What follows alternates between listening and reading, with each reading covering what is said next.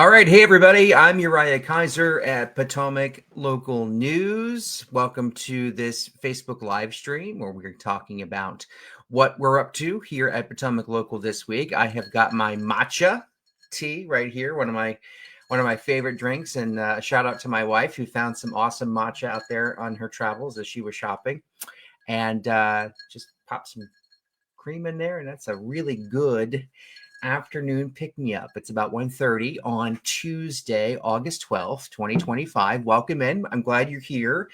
Got a few things to talk with you about today. First and foremost, as you can see there over my shoulder, it is the first day of school for some jurisdictions in our area. The largest of such, Stafford County Public Schools, headed back to class today. All the grade levels are back in.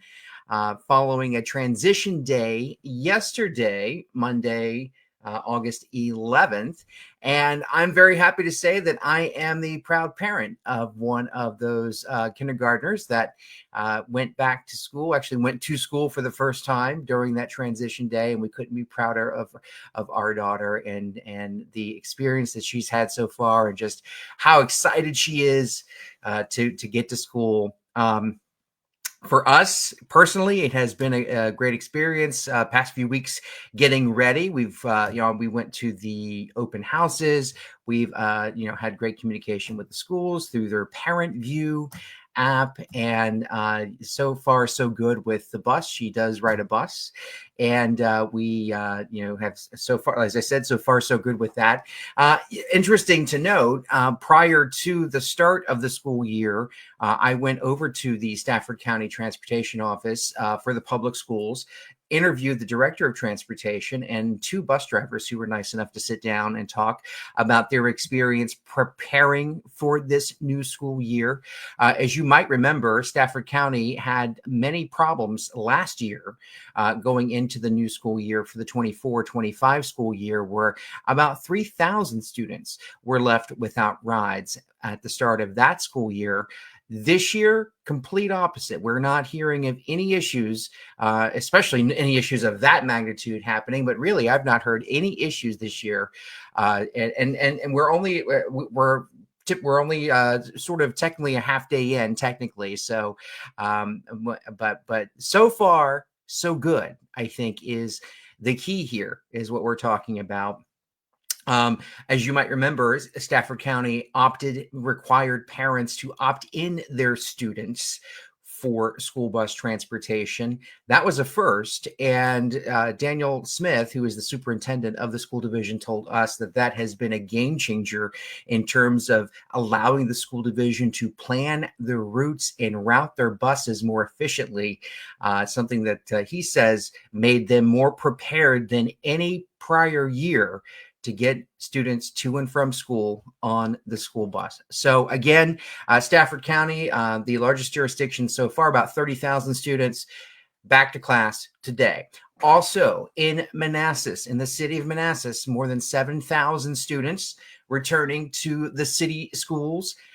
They are kicking off their first day of school today. We wish them all the best.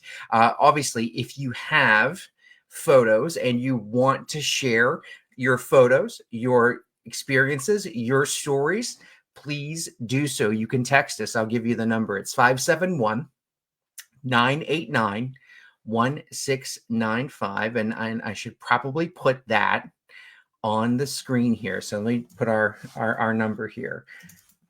So let's see. This is live TV, right? 571-989-1695.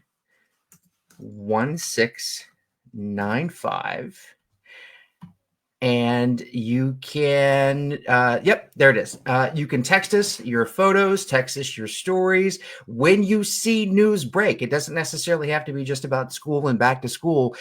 Anytime you see news break, please text us at that number and let us know. Tell us if you see a new business opening in the area and you want to know more about it, take a picture of that business and please send it. I love nothing more than to get great, just storefronts, right? Here's a new storefront and with an opening soon sign on it, or they just hung the sign and it's looking good, or what's going on in this area. We'd love to get those types of things. If you see news happening, you are our eyes and ears in the community, and we ask you to please send us what you are seeing out there. So congratulations to all the teachers, all the school administrators, all the parents, and most importantly, the students who are back in school today. Prince William County, Manassas Park City, and Fredericksburg City all go back next week. All right, so I'm going to scroll through here just so you can see more of what we have on our site. People are talking about President Trump's takeover of the police department in Washington, D.C. We have learned that Governor Glenn Youngkin here in Virginia supports that takeover, and we linked to a story from the Center Square detailing his support of that and exactly what is happening there in Washington, D.C. Another story we have. This is an exclusive report that we have about OmniRide. If you take the OmniRide to D.C., or if you take the OmniRide local buses in and around Prince William, Manassas, and Manassas Park, ridership is up. And so that's a good thing, because since the pandemic, we have consistently reported that ridership is fallen or flat or it's working its way back. But OmniRide is saying that ridership is up, and if it stays up, we could be looking at problems in the fall when all the schools are back in and summer vacations are all over. So interesting details in that article that we posted from OmniRide earlier today. The other thing, we have a letter to the editor. Oh, FYI, we're taking letters to the editor again. So we had a 2-year hiatus. We did not accept letters to the editor. Our board decided that, hey, we're going to stop that practice for a while, and that for a while was 2 years. And now we are taking, once again, letters to the editor. They have to be like letters of local importance. That is our only rule. And we want to hear what you have to say about local topics. And this one right here is about the special election in the Gainesville district in Western Prince William County. This sender commented about how soon the Democratic Party in Prince William County held a primary to select its candidate, George Stewart, who is the Democratic candidate for the Gainesville district seat. Republicans will hold a primary contest later this month to determine their candidate. So far, they've got 2 candidates running on their side as well. You can check that out reading us on our website. We've posted our police blotter. Speaking of candidates, I'm going to scroll here. Kelly Sankowski, who has written for us for a long time, has been a part of our team here at Potomac Local, is doing a yeoman's job of getting interviews with the candidates who are running for the Board of County Supervisors and for the Stafford County School Board, where we just wrapped up her series with supervisors candidates yesterday, and today we've started her series with the school board candidates. And we started with the question, how should the board plan for growth? And you might know Stafford County is one of the fastest growing public school divisions in Virginia. You have at least 2 new schools opening next year, possibly 3. I believe somewhere in there, I think there may be 2 elementary schools, and I know for sure there's a high school opening in 2026. It'll be the county's 6th high school in the southern part of the county. So they are adding capacity and growing programs. And so Kelly talked with multiple candidates here. I'm going to just kind of scroll in here. We talked with Annette Sharpenberg, Josh Reagan, Sarah Breeden Chase, Dr. Chase, who's an incumbent on the board, Fawn Chergowski, Maureen Sigmund of the Garrisonville District. She's an incumbent. Stephanie Mojica and the Garrisonville district, and Shannon Fingerholtz of the Hartwood district. And you can see for yourself what the question and then their answer right here.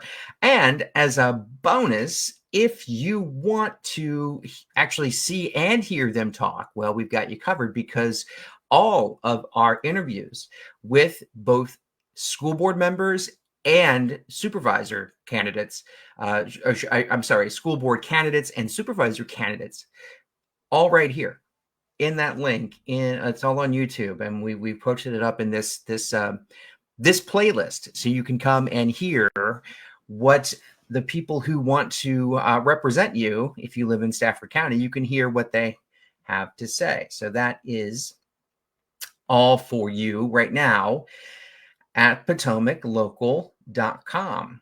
And I'm just going to keep scrolling through here because we have posted a lot of content. There is one that pops out at me, and I want to remember that this one right here. Okay. I like King's Dominion, right? We've been going to King's Dominion for years. We started taking my daughter, who, like I said, just went to kindergarten this week. She started going there when she was about 2, maybe 2.5, because there is so much for young kids to do at this park. And you might be thinking, hey, wait a minute. No, it's roller coasters and, thrill rides and things like that. Well, actually, King's Dominion, it has the largest kiddie area of any park within the chain of parks that owns this chain of parks, Six Flags. And they just announced, and not everybody's really happy about this. Count me as the one who's really not thrilled about this, and I'll kind of get into this. But they announced they're no longer going to allow, if you go to the haunt, right? I should preface this with saying, my family, we're a Halloween family. We like Halloween. It's right up there with Christmas, and as a big of a holiday where we decorate, we go to all the haunted walks, we do the trick or treat things with the kids, we go downtown. Went to Manassas, the tricks or treat thing last year was a lot of fun. So we tend to go to they call it Tricks and Treats. I think it used to be called the Peanuts Halloween thing or something. And then we go to the evening thing at King's Dominion called Haunt. And if you've never been, right, you can go to King's Dominion. I think it's during the afternoon, there's all kinds of little things for kids to do, right? There's crafts, and the Peanuts characters, Charlie Brown and whatever, they're dressed up, and, you can do the kiddie rides, and that's during the day, and that's fun. It's great. At 6 o'clock, the park kind of changes, and the fog machines turn on, and the scary goblins come out and dressed up in costume, and they run around the park. And as you walk around, they will scare you and haunt you, and it's all in good fun. For those who really don't want to be scared, if you want to, I don't know why people do this. If you don't like to be scared, don't go to scary places, even if it's in good fun. But you can purchase a no boo necklace that lights up, and it's supposed to indicate to the actors who are dressed up and there to scare you, not to approach you, not to do anything. But at any rate, it's a pretty immersive experience just to be in the park area. But on top of all that, they have got what they call mazes. And these are sort of haunted houses that you go into, and some of them can be very graphic, right? We don't take our child into, she's 5 now.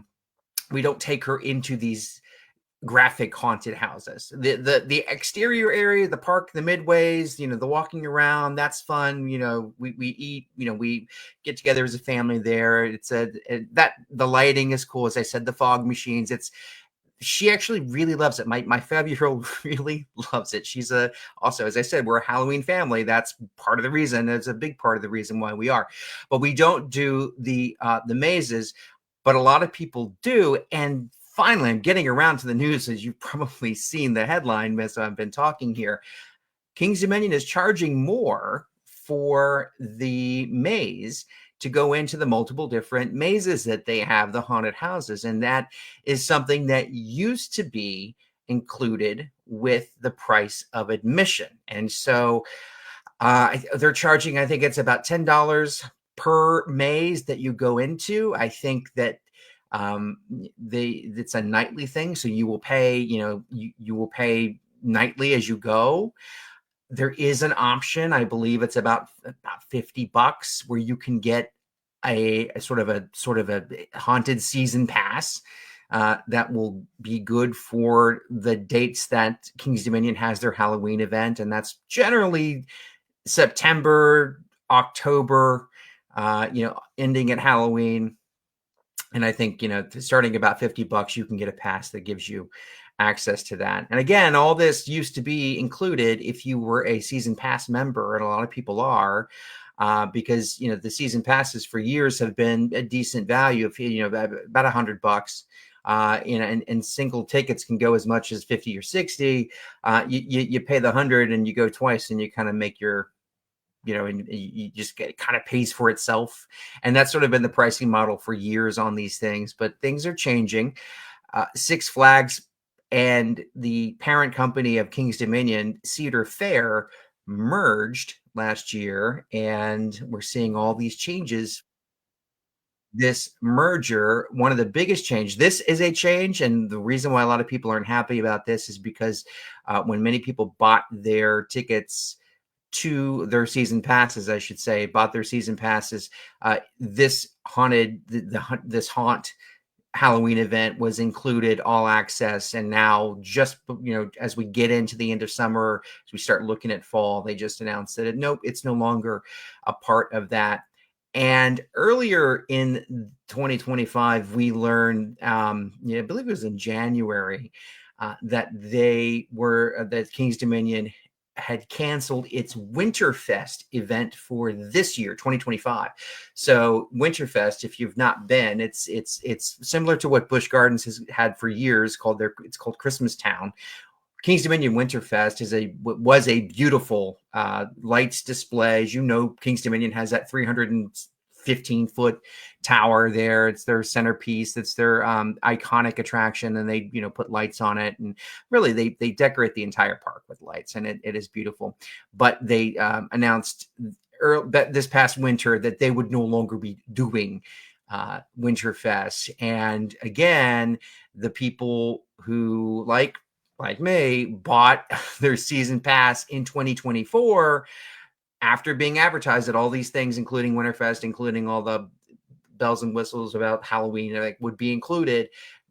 Again, we're learning that that is not in. So that is just, as you can tell, I've been following that story closely. And so we have that here on our website. We also have some great information about some Prince William County students who took home some science research awards.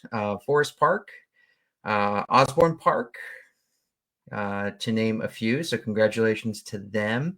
If you're looking for a house, we got a post about here about the housing market in Fredericksburg. And what it's looking like. It's looking just under $500,000 is the median price there at $490, a 3% jump from last year. So that information. We've got, of course, we're covering more data center stuff. We've got the upcoming elections. We have a story about Stafford County. And this is a photo. I actually took this photo last year at a Walmart in Stafford County, and I'm sure you've seen this, especially if you're shopping at Walmart or really a lot of retailers these days. They're locking up their stuff. And these are we're looking at here are car batteries. And we also took pictures of cosmetics, and, there's, I think laundry detergent was coming in boxes at one point last year. And so we have seen, anecdotally, retailers try to combat theft in ways that I've not seen before. And believe me, we shop at Walmart. We go to Walmart to get staples and items and things like that. And all this stuff in 2024, we started to see for the first time. Well, Stafford County launches a retail crime task force. They made their announcement on social media. It is a joint partnership between the sheriff's office, the Commonwealth Attorney, and Jason Miyares, who is the state's Commonwealth attorney who is running for re-election this year, and we asked to see some information, whether it be data to support increased theft trends or just the data behind this new initiative. And so we filed a Freedom of Information Act request, and it came back with nothing. We got nothing back, and so we ran the press release and we put it out there. And so, as you said, we're always honest, we're always straightforward, and say what we try to get. When we ask a question, we want you, our audience, to know that we are working for you and we are looking for answers. And if we get them, we obviously we share them with you, and when we don't get them, we also tell you that as well. So, but let us know what you're seeing out there, and you're in the stores, what you are encountering. If you've noticed, maybe the products you're going for aren't there. Maybe they're locked up. Maybe you have seen security go and talk with people, take them aside. You maybe, God forbid, chasing them through the stores. Who knows? Again, going back, I'm going to put that number back up. When you see something, text us. Let us know. Let us know what you're seeing, and we will be in touch. I always respond to those text messages because, again, you are our eyes and ears in the community. You are a member of what we are doing here at Potomac Local. You are part of our community, and we rely on you as much as you rely on us to tell us what's going on. So please, that number, 571-989-1695, that comes right to my desk here. So please use it and text me what's going on in your neck of the woods. All right, folks. Well, I appreciate you spending so much time with me this afternoon here on Facebook. I'm going to shuffle out of here. I'm actually going to talk to Kelly Sienkowski. We're going to get together next and talk about the next thing we're working on. And as soon as we get that details worked out, we'll share that with you. You can always reach us if you prefer email. You can email me at news@potomaclocal.com. And of course, you can always text me again, 571-989-1695. Thank you so much for supporting local news in our community. Thank you so much for being a member of Potomac Local. Your membership keeps the news coming. You can be a member for I believe it was $1.57 a week. It was something really low, and that goes to support the local news that we do here. Please go to potomaclocal.com and click on members right here in the top right hand corner. So again, your support matters, your participation matters. However you want to help us, we really do appreciate that. So have a great afternoon and enjoy the rest of your week.